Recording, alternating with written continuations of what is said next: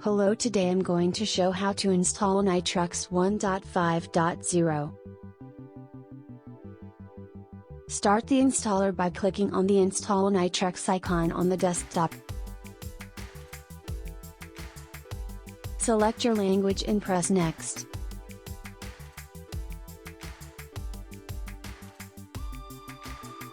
Select your time zone on the map and press Next.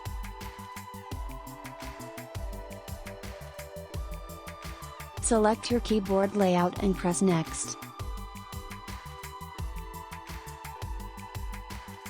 Select where you want to install Nitrux and if you want to automatically partition the disk or assign manually the mount points.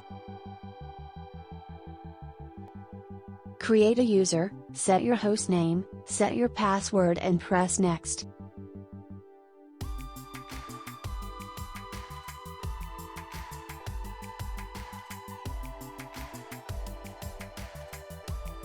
Review that your settings are correct and start the installation by pressing the Install button.